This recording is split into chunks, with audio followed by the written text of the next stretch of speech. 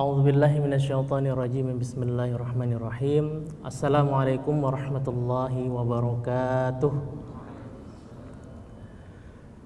Alhamdulillahirabbil alamin. Alhamdulillahilladzi allafa baina qulubina fasbahna bi ni'matihi ikhwana. Asyhadu an la ilaha illallah wahdahu la syarikalah wa asyhadu anna Muhammadan abduhu wa rasuluhu la nabiyya ba'dah. Allahumma alhimna rusdana wahdina ila siratikal mustaqim. Allahumma ja'al amalana hadha salihan wa liwajhika khalisan wa la taj'al syaitani minhu nasiban, amma ba'd. Apa kabar Bapak Ibu semua? Sehat? Insyaallah. Ini tampaknya lusu-lusu hari Kamis ya Pak Agus nih. Hari puasa. Pada puasa? Oh, baru gajian. Kalau gajian tuh sumringah gitu.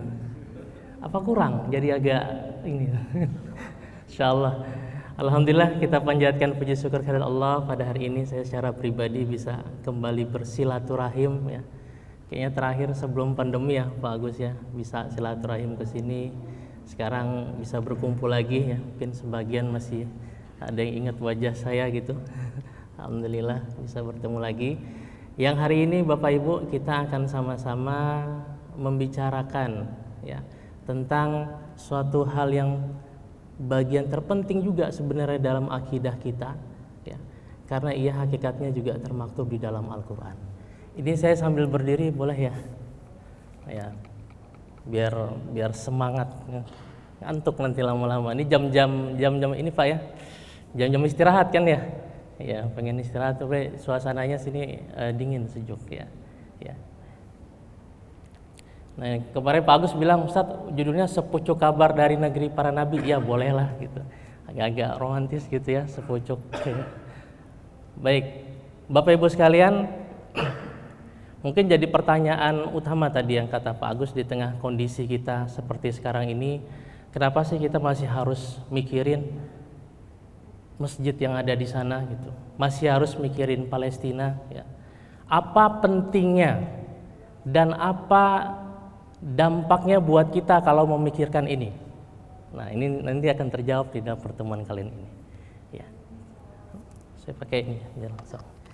Insya Allah dalam beberapa waktu ke depan, terhalangi nggak saya di sini posisinya? Apa saya di sebelah sana? Kameranya di sini ya. Aman di sini ya? Ya aman. Ya. Mengapa kita membela Palestina? Ya. Terus keutamaan Masjid Suci Al-Aqsa, dan nanti terakhir kabar dari negeri para nabi. Ya, jadi kalau bicara para nabi berarti banyak nabi dan rasul. Berapa? 124.000 ya, nabi dan rasul. Apa iya? Dan bagaimana ceritanya itu jadi negeri para nabi? Nanti akan kita bahas. Mengapa kita membela Palestina? Nah, kalau ini pertanyaan berarti yang jawab yang hadir. Jangan saya yang jawab ya. Bapak boleh. Kenapa sih kita membela Palestina Pak? Kalau setahu saya sih membela Palestina karena memang satu dari para nabi, yang kedua satu akidah, banyak akidah kebersamaan yaitu Islam. Masya Allah ya. Alhamdulillah, Masya Allah. Biasanya kalau saya di depan mahasiswa, takbir, Allahu Akbar gitu ya. Boleh lagi dari kiri, dari kanan, Bapak. Mengapa kita membela Palestina, Pak? Yang masker merah putih nih.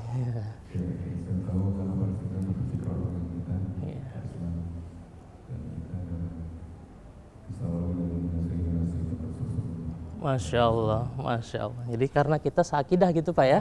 Iya. Ibu-ibu boleh satu. Saya mampir sini nggak apa-apa Bu ya, biar kita. Silakan Bu. Mengapa kita bela Palestina Bu?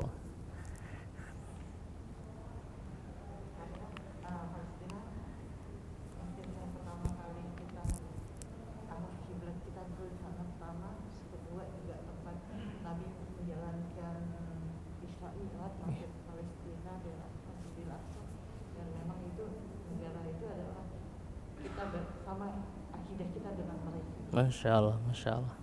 Alhamdulillah, terima kasih Bapak, Ibu semua ya. Jadi Masya Allah ya. Secara umum poin utamanya adalah karena kita memiliki akidah yang sama. Ternyata Bapak Ibu, akidah itu di mata Allah itu melebihi atau di atas segala-galanya. Bahkan seorang anak, seorang bapak dengan anaknya, ya, apabila dibandingkan seorang bapak dengan teman yang seakidah dan anak yang tidak seakidah, maka hakikatnya yang bersaudara itu adalah saudara atau orang lain yang seakidah dengan dia. Ya. Innahu laisa min ahlik, ya. Jadi ketika Nabi Nuh itu, ya, anaknya tenggelam, mohon dia pada Allah anaknya selamatkan, kata Allah dia bukan dari keluargamu karena dia berbeda akidah.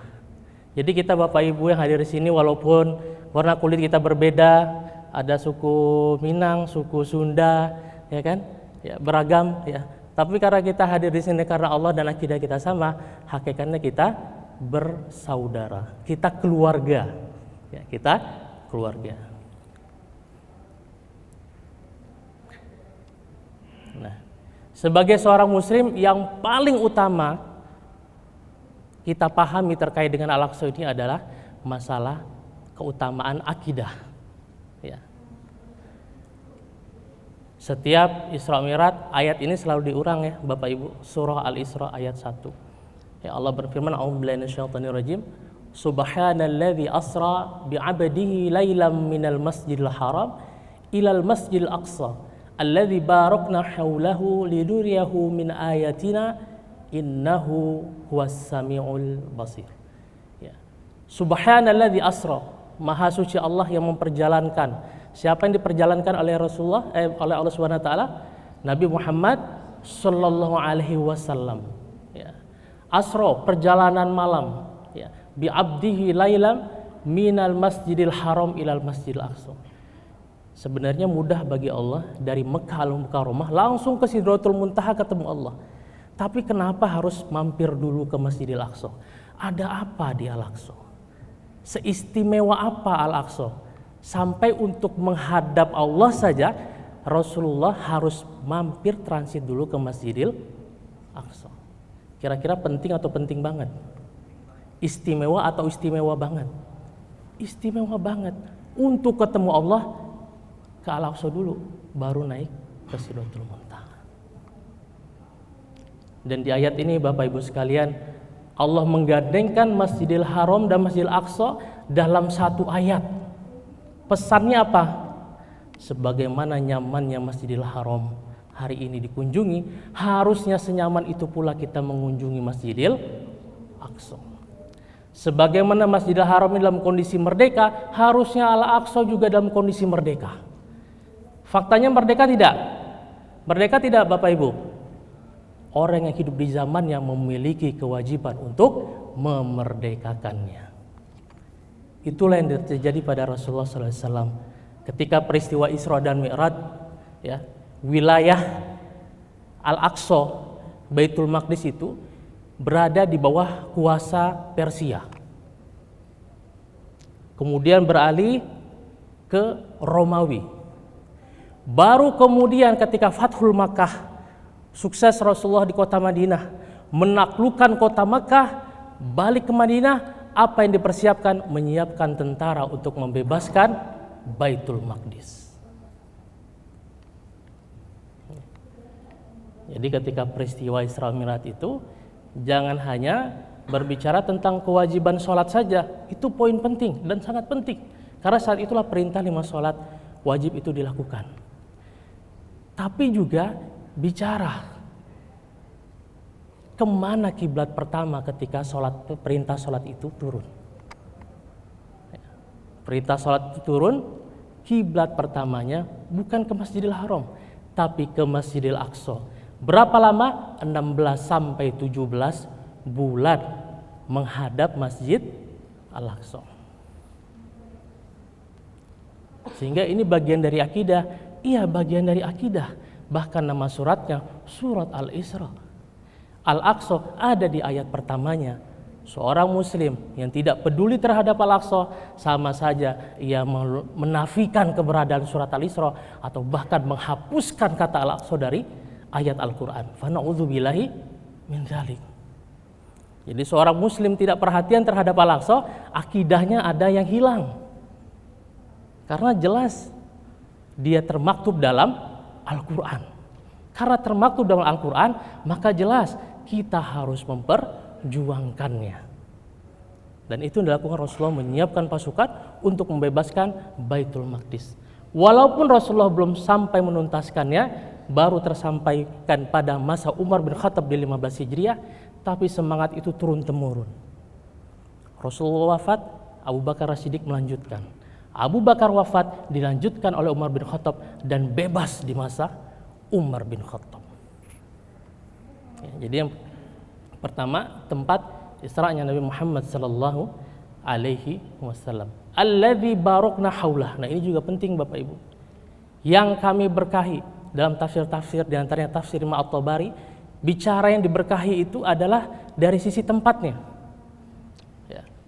Buah-buahnya subur ya. Kalau Bapak Ibu mengikuti mungkin IG orang-orang atau akun-akun Palestina ya, di situ diposting bagaimana masyarakat Palestina ketika lagi musim semangka ya, musim jeruk itu subur, buah-buahnya Masya Allah.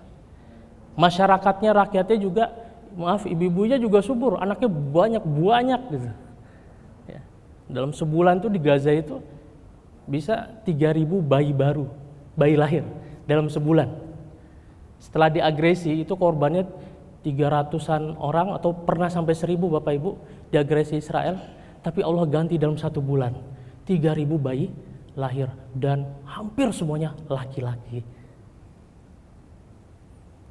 Itu luar biasa, negeri yang diberkahi.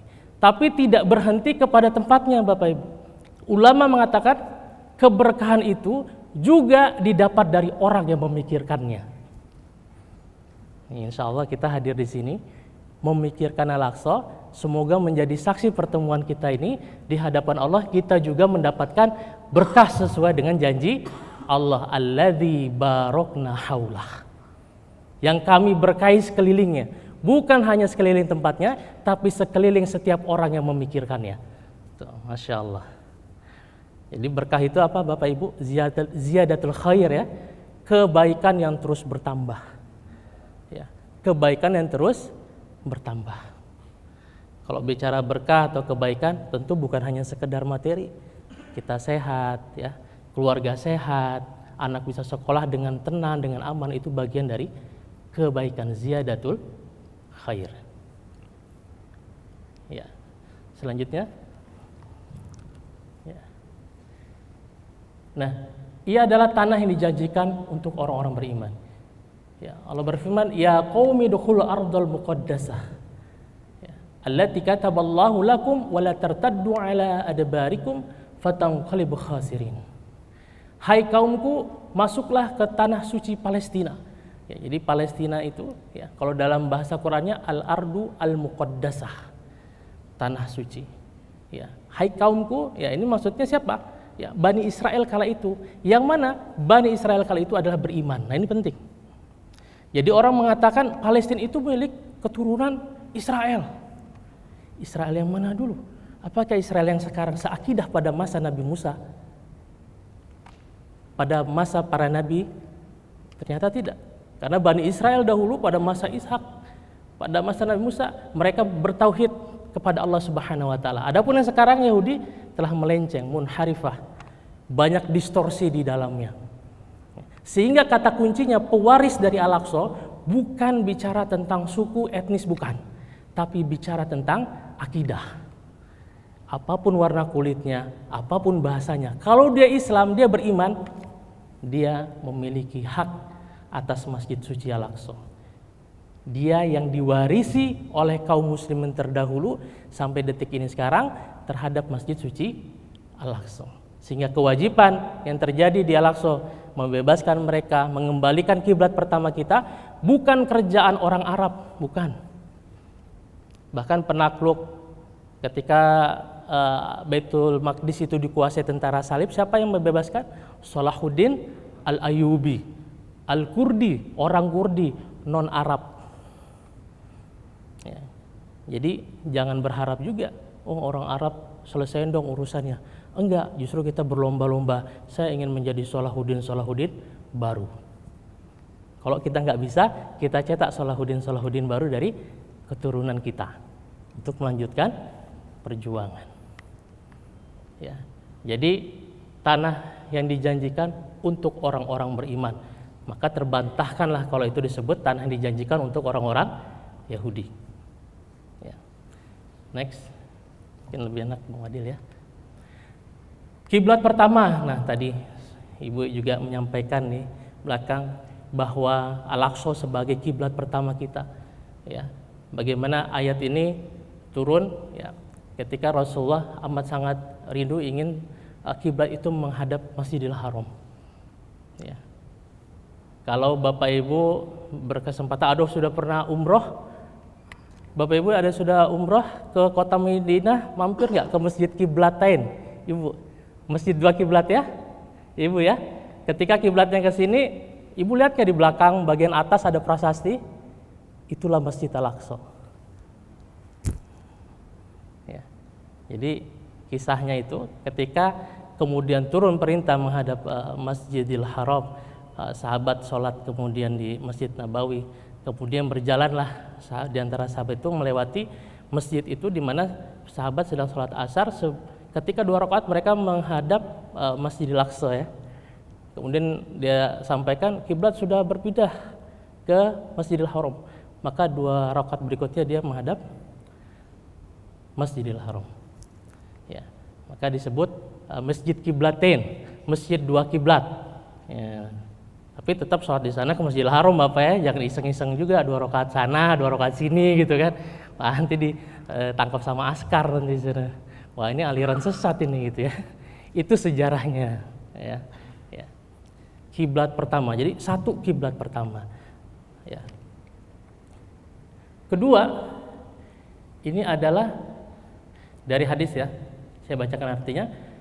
Abu Dzar bertanya kepada Rasulullah tentang masjid yang pertama kali dibangun di atas muka bumi.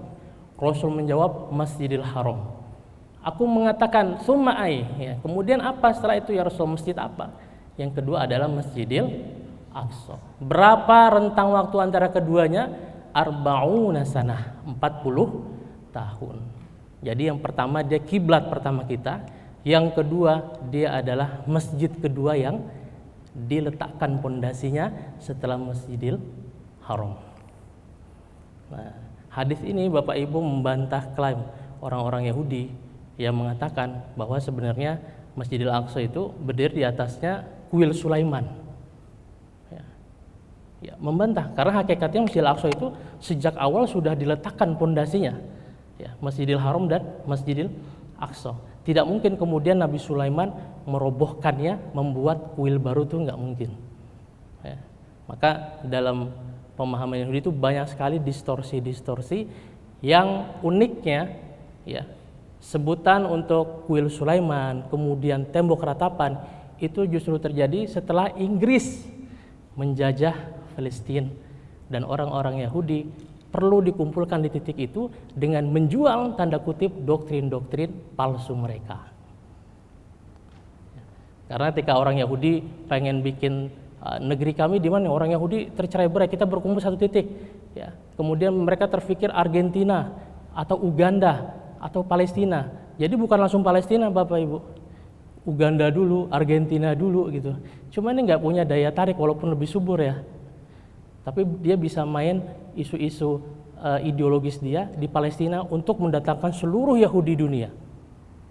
Padahal itu semua zong kalau bahasa sekarang ya. Itu semua bohong semua. Ya, karena mau dikorek-korek gimana Masjidil Aqsa, dia nggak akan pernah ketemu sinagog di bawah Masjidil Aqsa. Dan itu yang terjadi Bapak Ibu sekalian. Mereka menggali terowongan di bawah Masjid Al-Aqsa untuk membenarkan klaim mereka. Ketemu nggak? Emang nggak ketemu apa-apa. Tapi memaksakan diri dan membangun sinagog di bawah Masjid Al-Aqsa. Dampaknya apa? Masjid itu mengalami keretakan. Retak bagian dindingnya, kemudian halamannya itu juga ubin-ubinnya retak. Karena bawahnya ini sudah kopong. Ya. Ini bisa jadi kita lagi tidur, digoyang sama Zionis Israel dengan gempa buatan, amblas. Dan itu yang mereka inginkan. Dan dilarang ada renovasi Masjid Al-Aqsa, dilarang. Ya. Kenapa? Dia pengen masjid itu roboh dengan sendirinya. Dan itu yang terjadi Bapak Ibu. Ya, jadi pertama kiblat pertama. Yang kedua dia masjid kedua yang dibangun. Kemudian yang ketiga, masjid ketiga yang disucikan Bapak Ibu. La tushaddu rihal illa ila thalathati masajid. Ya. Berpergian itu tidak ditekankan melainkan hanya kepada 3 masjid. Jadi bersusah payah Bapak Ibu menuju 3 masjid ini itu sunnah banget. Haji berapa Bapak Ibu sekarang? Berapa Pak biaya haji? 30-an juta? Bener? 40-an juta? Masya Allah. Itu nabungnya lama bener, itu sunnah banget. Karena pengen ngunjungin Masjidil Haram dan Masjid Nabawi. Pertanyaannya, masjid ketiga sering orang lupa. Padahal ini serangkai Bapak Ibu. Serangkai, 3-3-nya tuh nggak boleh dilupakan. Ya. Kita di KNRP, ya Komite Nasional untuk Rakyat Palestina, pernah kehadiran Syekh dari Palestina. Dia datang ke sebuah masjid Bapak Ibu. Dia lihat figura dinding masjid itu hanya ada Masjidil Haram dan Masjid Nabawi. Pernah lihat nggak Bu? Gambar figura masjid itu hanya 2 masjid gitu. Dia tanya, terus Al-Aqsanya mana? Kan ini tidak bisa terpisahkan. Oh, kita malu juga, nantilah kita bikinlah kapan-kapan 3 masjid. Karena 3 masjid ini memang berdasarkan hadis tidak boleh terpisahkan salah satunya. Ya. Harus berada di bawah kekuasaan kaum muslimin. Makanya Bapak Ibu kalau kita membuka sejarah, ya sejarah Khulafaur Rasyidin, kemudian Daulah Muawiyah, Abbasiyah, Ayyubiyah, itu kerap 3 masjid ini berada di bawah kekuasaannya. Ya, 3 masjid ini berada di bawah kekuasaannya. Kalau sekarang kan julukan Raja Saudi apa? Khadimul Haramain, pelayan dua tanah suci kan, dua rumah suci itu. Sebenarnya harusnya 3 ya.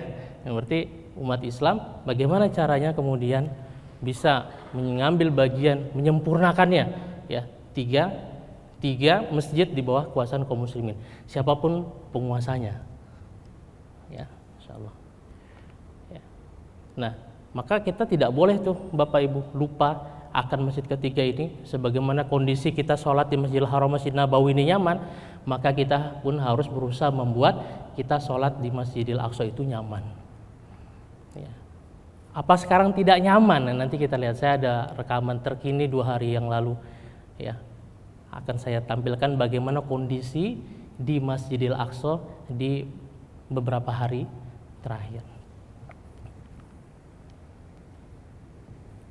ya. Jadi kalau kita bicara Aqsa, tadi ingat itu aja Bapak Ibu. Yang pertama kiblat pertama kita, yang kedua dia masjid kedua yang tertua setelah Masjidil Haram, kemudian dia adalah masjid ketiga yang disucikan setelah Masjidil Haram, Masjid Nabawi, dan kemudian yang ketiga Masjidil Aqsa. Nah ini ringkasannya, nanti saya share ke Pak Agus ya. Untuk detailnya ada keutamaan, kemudian yang terangkum di dalam surat di Al-Quran ya. Kemudian juga ada Masjid Al-Aqsa menjadi kiblat ya selama 16 sampai 17 bulan. Nah, ini tadi sudah kita singgung. Ya. Mendapatkan pahala 500 kali lipat ya dari pahala di masjid lain. Ini diantara keutamaan ini juga didapat di Masjidil Haram, Masjid Nabawi, dan juga di Masjidil Aqsa dengan kelipatan pahala yang berbeda tentunya. Nah, definisi letak geografis dan bentuk bangunan. Ini kalau ditanya Palestina di mana sih gitu. Soalnya kemarin sempat ramai kan, Palestina hilang dari mana? Dari Google ya. Bapak-bapak, kalau saya minta tunjuk Palestina yang mana, tahu nggak? Mas boleh nih. Ini ada lasernya di sini, bisa nih. Coba ya, di mana ya Palestina? Jangan kita ngomong Palestina, nggak tahu juga di mana ya Palestina ya. Bawahnya. Nah, di mana Mas? Kiri kanan. Oh, seru juga ya.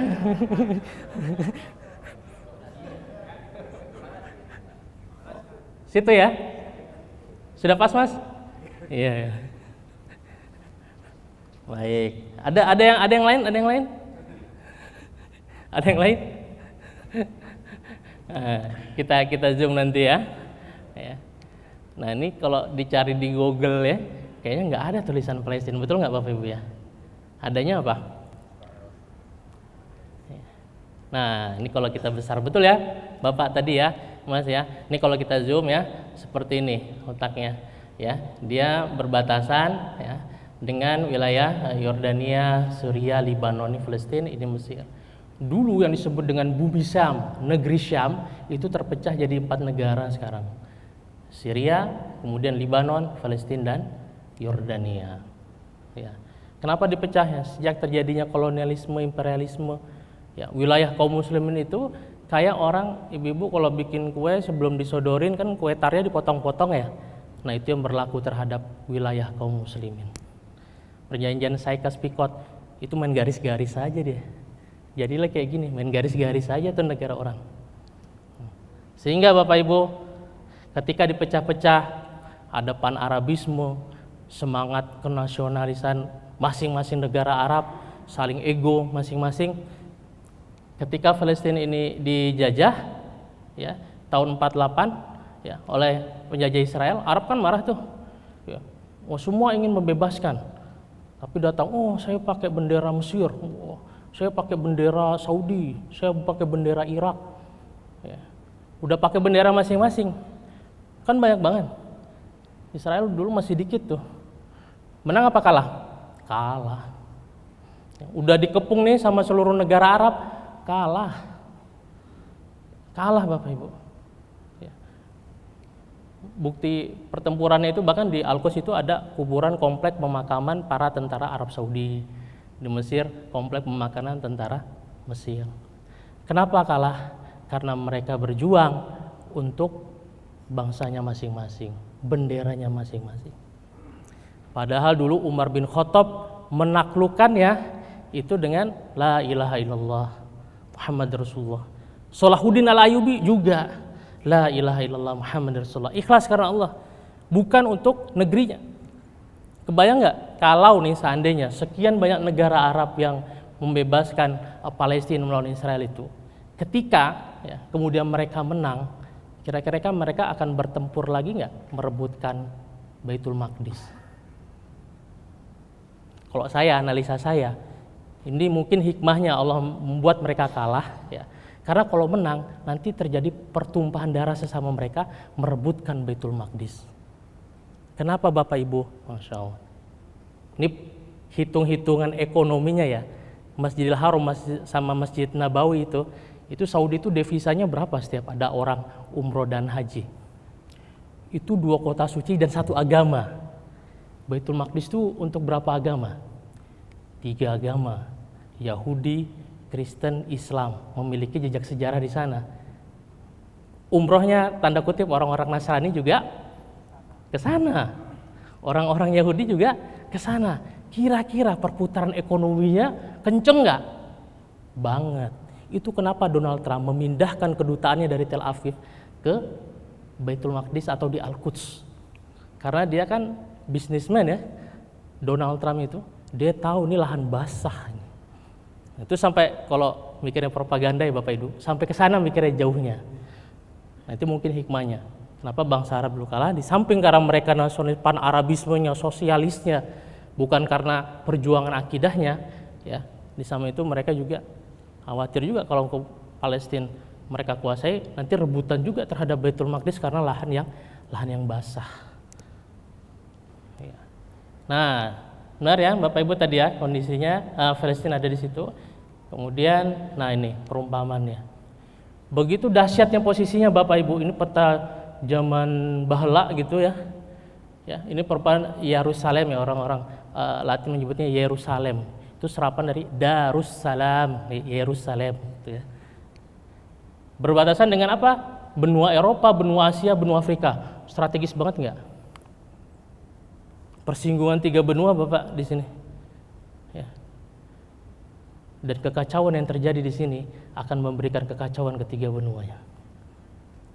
Itu orang menganalisa kenapa Inggris menanam Yahudi di situ gitu. Karena Yahudi itu bikin onar terus di Eropa, taruh aja di jantung sini biar dunia ini juga ribut semuanya. Jadi orang selama permasalahan Palestina nggak selesai, maka dunia akan kacau balau terus. Karena perumpamannya seperti ini Bapak Ibu. Ya. Tapi siapa yang menguasai ini, ya, maka dia bisa menguasai semuanya. Ya.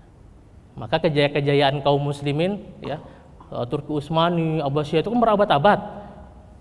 Keberadaan Baitul Maqdis itu berada di bawah kaum muslimin. Begitu Baitul Maqdis ini hilang dari kaum muslimin, maka udah kekuatan kaum muslimin tercerai-berai, tidak lagi memiliki kekuatan yang besar. Nah, Bapak Ibu, yang tersisa tinggal seperti ini nih. Ini jalur Gaza. Hanya 365 km persegi. 365.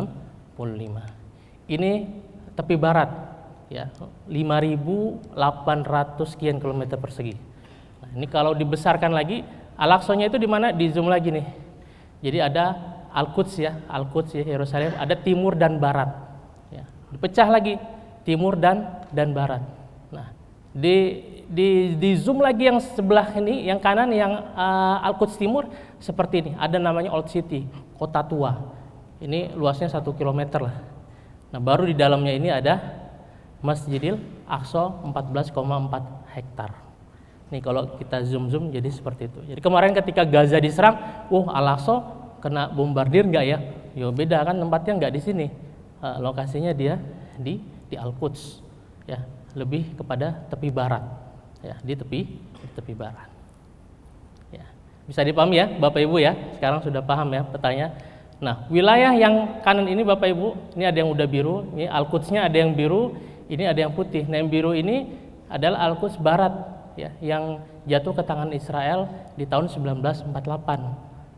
Yang atas ini Al-Quds timur yang ada Al-Aqsa di dalamnya, ya, itu jatuhnya tahun 1967 ketika terjadi perang Arab Israel kedua, dan juga Arab lagi-lagi kalah juga di tahun itu 67.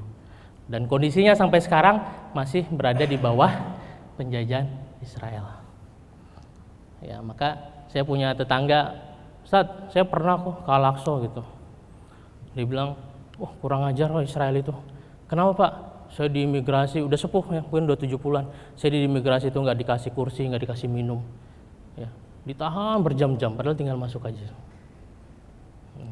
Dan juga banyak juga yang bilang Al-Aqsa aman-aman aja Pak gitu.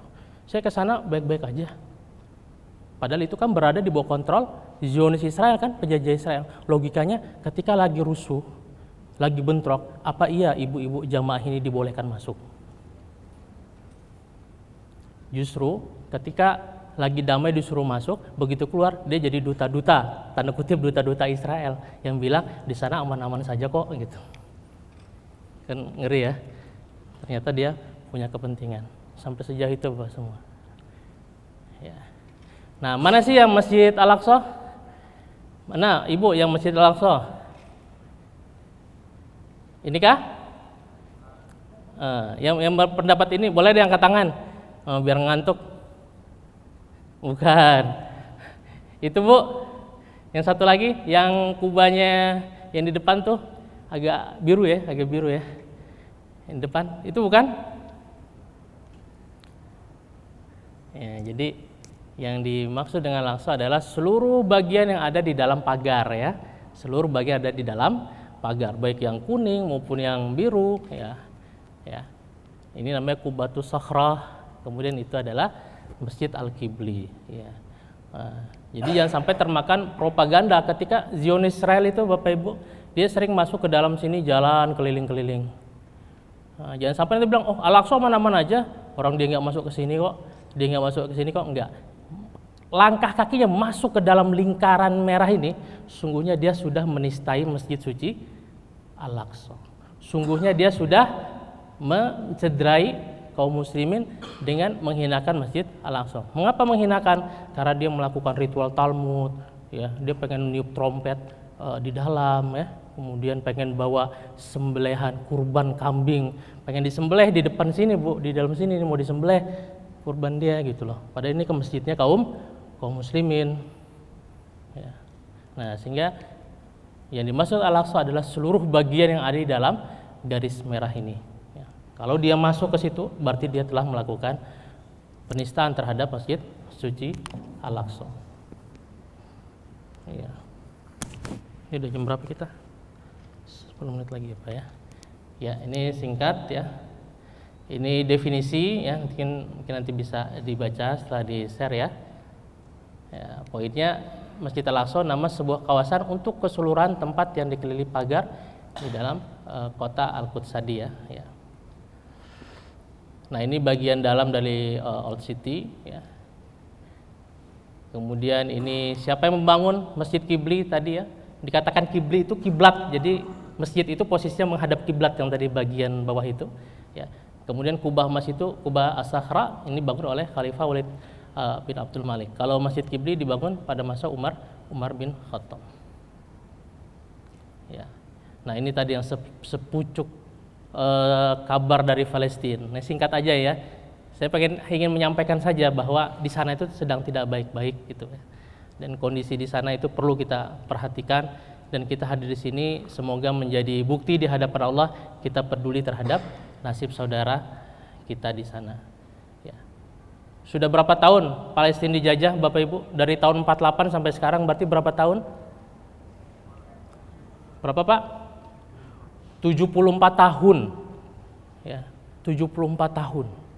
Ya. Kebayang dari 48 dia mengungsi, Bapak Ibu. Kemudian ya, sampai dia meninggal juga di pengungsian, belum pernah balik ke tanah kelahirannya. Tahun 2020 saya dan teman-teman KNRP membawa bantuan dari masyarakat Indonesia buat pengungsi Palestina di Libanon. Ya, di situ ada 500.000 pengungsi Libanon dari tahun 48, Bapak Ibu. Oh, tempat tinggalnya ya, masuknya saja kita masuk ke dalam benteng. Dia nggak bisa keluar. Walaupun di Libanon sama-sama Arab ya, tapi mereka terisolasi dari tahun 48. Kemudian saya minta teman saya sana, tolong temukan saya dengan orang paling tua di sini. Ada 12 kamp pengungsian. Saya pengen ketemu yang paling tua. Datangkan orang paling tua yang tahun 48 dia terusir usianya 5 tahun, Bapak Ibu. Tahun 48 dia saksi sejarah. Terusir usianya 5 tahun. Ya. Kemudian dia cerita bagaimana kesalnya dia dengan kaum muslimin yang tidak mempedulikan nasibnya. Ya, karena hidup sebagai pengungsi itu tidak akan bisa normal. Ya. Di Libanon tuh pengungsi Palestina ada 72 profesi yang tidak boleh mereka geluti. Dia kuliah kedokteran, Bapak Ibu, tapi selamanya dia tidak akan pernah bisa jadi dokter di Libanon karena tidak diizinkan. Sehingganya jadi dokter di mana? Dokter di klinik-klinik di kamp-kamp pengungsian. Ya, alhamdulillah kita di KNRP membangun klinik di sana dan mereka jadi dokter di klinik-klinik kita. Jadi hidupnya terkatung-katung. 72 profesi yang tidak boleh mereka geluti. Itu baru di Libanon, belum yang lainnya. Ya, ini singkat ya sejarah ya bagaimana Palestina dipecah, bahkan yang memecah adalah Liga Bangsa-Bangsa dulu, sekarang namanya PBB ya. Bahkan penjajahnya Israel malah diakui kemerdekaannya. Kan naif sekali ya Bapak Ibu ya. PBB malah menyiapkan UNRWA, satu-satunya organisasi yang kerjanya satu, ngurusin pengungsi Palestina. Jadi bukan masalah si penjajahnya dituntasin, tapi dampak dari penjajahan yang diurusin. Tentu nggak akan memberikan solusi. Nah, ini tadi sudah kita bahas di antara dampak-dampak perang ya. Nah, ini tadi kondisi Palestina jadi seperti ini ya sekarang. 46, 47, 67 di 2010 mungkin sekarang udah lebih hilang lagi nih Bapak Ibu di sini. Nah, ini kenapa makin lama makin hilang ya? Karena Israel ya, walaupun dia udah kayak gini nih kondisinya, masih tamak aja dia, masih rakus, dia bikin pemukiman-pemukiman ilegal di dalam tanah tepi barat. Bikin pemukiman ilegal. Ya, sehingga lama-lama orang-orang Palestina ini dikit dan pengennya sih diusir. Udah kalian keluar. Ini namanya perang demografi. Ya, perang demografi. Gimana secara kalau di sensus itu jumlah orang Israel harus lebih banyak daripada orang Palestina. Dan ini terjadi di Al-Quds Bapak Ibu. Caranya gimana? Rumah-rumah orang Palestina di Al-Quds itu pajaknya dinaikin, bahkan dirobohin. Mana bukti izin bangunan? Wah, dari zaman Turki Utsmani ya. Ditanya mana bukti kamu punya tanah di sini gitu kan? Kalau nggak ada kamu keluar, dipaksa keluar. Kalau nggak bayar pajak sekian ribu shekel. Bayarnya gimana? Nah, kita ini teman-teman charity ini membantu mempertahankan identitas mereka. Di antaranya untuk membayar pajak rumah mereka biar identitas Islam tidak hilang dari Al-Quds. Dan mereka tidak mau menjual Bapak Ibu. nggak mau mempertahankan akidah, nggak mau jual. Ya. Tapi Israel ini licik. Pernah dengar normalisasi Arab Israel? Uni Emirat Arab normalisasi dengan Israel, Bahrain normalisasi, Maroko normalisasi. Nah, orang-orang Arab ini ternyata Bapak Ibu yang udah normalisasi ini datang dia ke Al-Quds. Apa yang dia lakukan? Saya beli tanah kalian. Ya orang Palestina kan ngelihatnya orang Arab ya. Dijual nggak? Dijual karena sama-sama Arab. Orang Uni Emirat Arab kan sama-sama Arab. Nggak apa-apa deh, kamu beli mahal. Nih. Tapi Bapak Ibu sama Uni Emirat Arab ini dikasih ke Zionis Israel. Jadi nggak perlu jadi orang Yahudi untuk menjadi seorang Zionis. Sampai kayak gitu loh. Itu fakta di lapangannya begitu. Dan saya mendengar sendiri ketika muktamar 2012 ikut muktamar di Turki, di Istanbul, kita ketemu dengan satu orang yang tinggal di Al-Quds, nenek-nenek. Dia cerita bagaimana Israel berupaya mengusir dengan cara menaikkan pajak rumahnya. Dan kita berkumpul untuk mempertahankan dia tetap bertahan di sana. Pengungsi Palestina, berapa jumlah pengungsi? Ada 6 juta pengungsi Palestina yang tersebar di Libanon, Suriah, Yordan, ya. Kemudian ada di Turki Selatan. Ya. Paling tragis itu di Suriah, Bapak Ibu. Kenapa? Sudah mengungsi dia di Suriah konflik, dia ngungsi lagi. Kemana? Turki Selatan. Itu masih ada Erdogan, dia menampung. Jadi bahasanya pengungsi yang mengungsi. Pengungsi yang, waduh sedih banget itu. Di Turki Selatan. Ya. Jumlahnya 6 juta jiwa tersebar ya. Kemudian kalau jumlah orang Palestina di Gaza itu ada 2 juta, di tepi barat ada 3 juta. Dan di wilayah yang diduduki Israel ada orang Arab 1,6 juta. Itu orang Arab yang tidak terusir. Dia bertahan di tanahnya. Maka disebutnya Arab Israel. Dapat dia kewarganegaraan Israel. Ya. Nah, di situ dia berjuang bagaimana dia mempertahankan identitasnya sebagai orang Arab. Berat juga. Jadi jangan kaget nanti kok ada orang Arab di Israel, itu orang-orang Palestina yang tidak keluar dari tanahnya, dia bertahan di situ. Bahkan ada anggota parlemennya di Knesset. Nah, ini pemukim ilegal. Ya, saya cepat aja. Nah, ini yang tadi saya bilang kenapa ini tepi barat Bapak Ibu makin lama makin tergerus karena dia membangun permukiman seperti ini nih. Terus dibangun ya.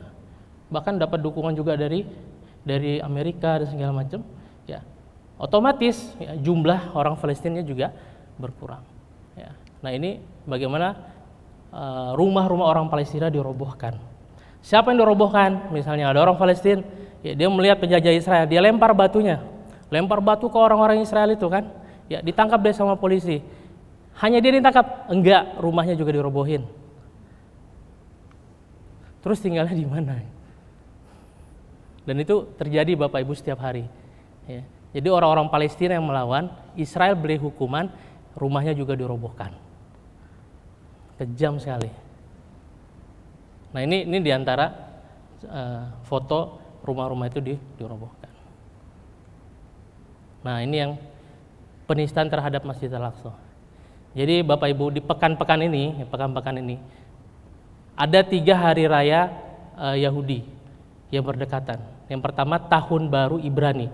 Kalau Bapak Ibu ngikutin beritanya, itu 26 dan 27. Saya nggak tahu di Trans TV masuk nggak ya berita itu ya. 26, 27 itu hari tahun baru Yahudi. Apa yang mereka lakukan? Meniupkan trompet. Itu kenapa kita nggak boleh niup trompet ya?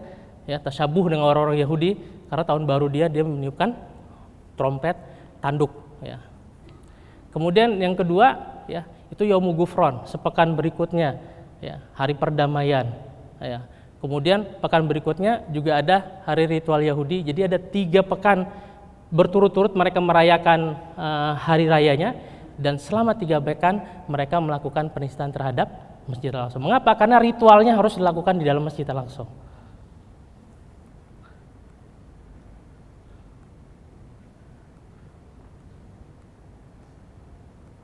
Nah, apa yang mereka lakukan ya? Penistaan proyeknya adalah penggalian terowongan di bawah masjid, tadi sudah kita bahas. Nah, ini Bapak Ibu, ini apa yang terlihat di sini ya, seorang rabi mengajarkan anaknya tentang ini bangunan kuil Sulaiman. Kuil Sulaiman ilusi ya, ilusi karena itu klaim mereka saja gitu. Ya. Tapi doktrinnya Bapak Ibu itu sampai ke anak cucu mereka.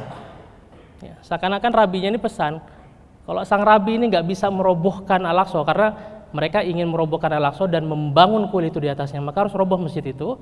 Ya. Kalau kami nggak bisa lakukan, kalian anak-anak kami yang melanjutkan.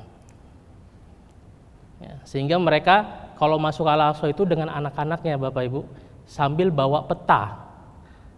Apa yang dilakukan? Kira-kira pesannya, nak nanti di sini bangunannya ini gambarnya. Nak di sini nanti roboh bangunannya ini, pintunya di sini. Sampai seperti itu loh. Doktrin mereka luar biasa. Ya. Nah ini apa? Ini bagian bawah Masjidil Aqsa yang mereka paksakan dibangun sinagog-sinagog. Karena mereka nggak temukan, karena memang itu klaim mereka saja, tapi mereka memaksakan diri, kemudian seakan-akan ada sisa-sisa dari kuil Sulaiman dahulu itu.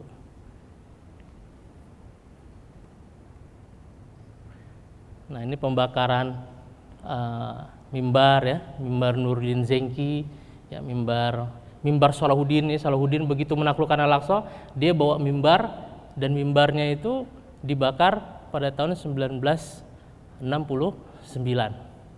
Ya, jadi mimbar itu udah ada dari tahun 1167 sampai 1969, udah berapa abad itu? Ya, udah 8 abad. Dibakar sama Yahudi di tahun 1969. Dibikin replikanya tahun 2007 dan diantara pengukirnya adalah orang dari Jepara, Indonesia. Masya Allah. Ternyata orang Indonesia ada jejak juga Bapak Ibu. Di mana? Di replika mimbar Salahuddin yang berdiri sekarang ada di Masjid Al-Aqsa. Alhamdulillah kita sudah pernah ke sana wawancara dengan kelima orang ini. Ya, bahkan yang ngasih tahu itu justru bukan kita dapat informasi dari berita ya. Yang ngasih tahu itu dokturoh ya, dokter perempuan pakar sejarah dari Mesir yang datang ke Indonesia. Dia bilang, kalian punya jejak kok orang Indonesia di Masjidil Aqsa. Apa itu dokter? Loh mimbar itu replikanya bangun orang kalian loh. Oh iya ya, baru kita nyari-nyari gitu. Ternyata baru ketemu 5 orang itu di Jepara. Masya Allah. Nah ini yang terkini ini saya update ya. Yang tadi saya sampaikan ya, dalam 3 pekan ini Bapak Ibu ini yang akan mereka lakukan semua ya. Akan meniupkan trompet ya, kemudian akan menyerbu Masjidil Aqsa dengan baju putih Yahudi mereka, kemudian membawa sesembahan berupa tumbuh-tumbuhan. Jadi hasil panennya itu dibawa terus sebagai bentuk sesembahan dibawa ke dalam Masjid Al-Aqsa, melakukan ritual tamut ya. Kemudian mobilisasi massa. Nah ini biar nggak tegang kita dengar ya. Ini videonya 27, tanggal 27 nggak salah. Sekarang 2 hari yang lalu ya Bapak Ibu ya. Silakan di play. Suaranya bisa keluar? Digedein. Nah jadi seperti inilah mereka. Kalau nggak ada yang ngelawan, emang anak-anak mudanya nggak boleh masuk ke dalam masjid.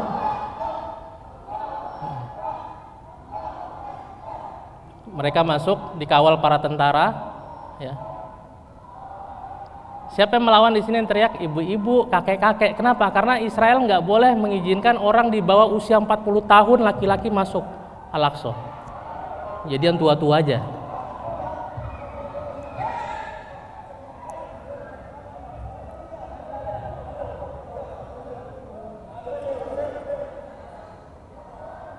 Dan itu masjid kita Bapak Ibu, masjid kaum muslimin, kiblat pertama kita yang dihinakan.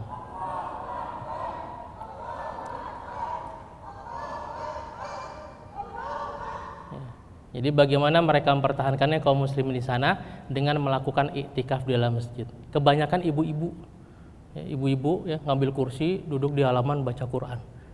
Ya. Biar orang Yahudi pas lewat dia nyanyi-nyanyi kan, ngaji-ngaji versi Ibrani itu, dia juga terganggu juga, ada ibu-ibu. Tapi apa yang dilakukan penjajah Israel, tentara Israel yang lihat itu? Nah, ya, nih, dia ngaji, dia sholat, ibu-ibu itu ya.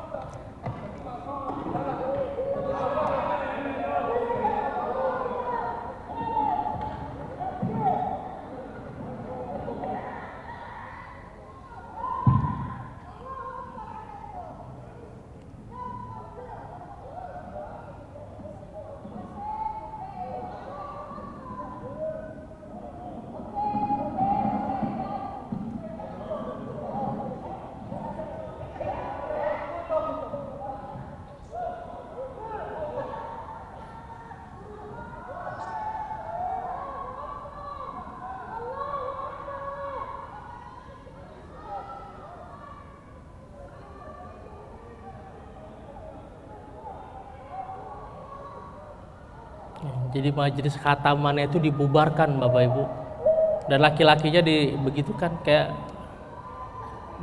ditangkap seperti menangkap hewan begitu, memang tidak berperi kemanusiaan. Jadi mempertahankan ibu-ibu dan orang tua. Nah, ada satu orang udah tua sepuh banget. Nah, kita lihat di sini. Ini rekaman baru 2 hari yang lalu nih, spesial nih hari ini. Update banget ya. Nah, tadi saya tanya anak mudanya mana? Akhirnya nggak bisa masuk. Sholatnya di mana? Di luar Masjidil Aqsa. Akhirnya mereka sholatnya di luar, Bu. Bapak.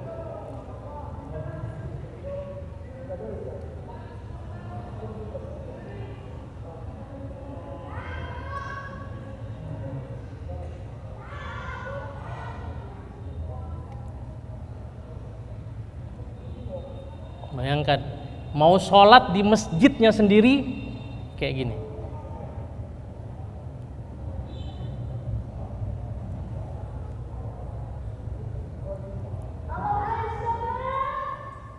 Nah, ini jadi pandangan sehari-hari mereka. Nah, ini ada seorang kakek tua, udah sepuh banget ya. Tapi dia bilang apa? Seluruhnya akan saya korbankan demi kiblat pertama umat Islam. Ya, karena dia orang tua, jadi cuma dia yang bisa masuk ya, dan teman-teman tua yang lainnya. Tapi keberanian luar biasa. Kita lihat apa yang dilakukan oleh penjajah Israel di sini.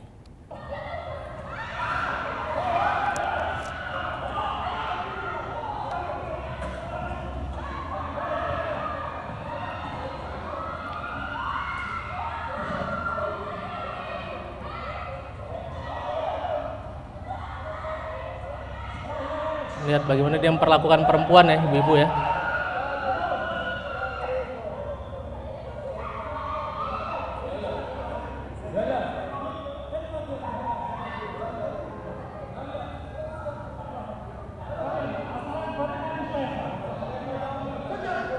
Nah, ini bapak yang tadi saya cerita tadi.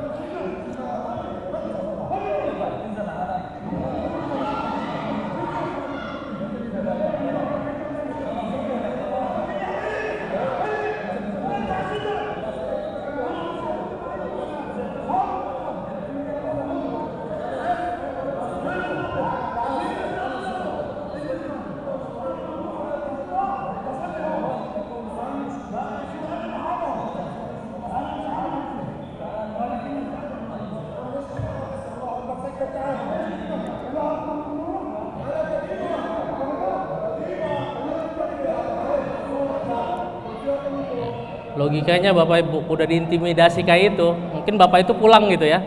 Tapi kita lihat ternyata dia masuk ke dalam. Dan apa yang terjadi ketika dia berada di dalam? Bapak tadi kebayang ya, yang pakai peci putih.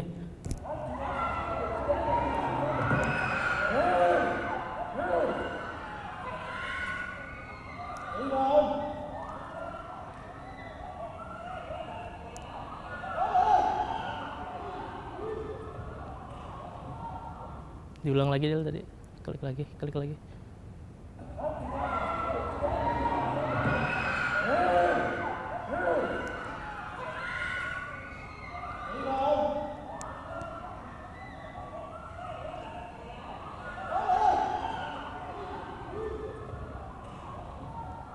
Ya, itu kondisi kemarin yang terjadi dan sampai sekarang masih terjadi. Bapak itu kemudian dibawa ke rumah sakit, kepalanya bocor ya, pakai perban segala macam. Besoknya balik lagi ke Masjidil Aqsa dan ada rekamannya. Masya Allah. Allah memuliakan mereka berada di garda terdepan, sesungguhnya mewakili kewajiban kita semua Bapak Ibu. Karena Masjid Al-Aqsa itu bukan punya bangsa Arab, bukan Palestina, tapi itu milik kita. Harusnya kita juga di garda terdepan. Ya, tapi kita bisa berjuang walaupun tidak dengan seperti mereka, kita bisa membantu dengan apa yang kita bisa. Bapak Ibu di sini ditakdirkan Allah di media, maka media adalah senjata untuk membantu mereka. Kita punya kelebihan rezeki oleh Allah, membantu mereka mempertahankan identitas Islam mereka. Ya, Allah pasti menakdirkan kita dengan segala kelebihannya sebagai bahan untuk membantu perjuangan saudara kita di Palestina. Allah alam bisawab, aku lihat hadza, semoga bermanfaat pertemuan kita dan mendapat berkah. Wassalamualaikum warahmatullahi wabarakatuh.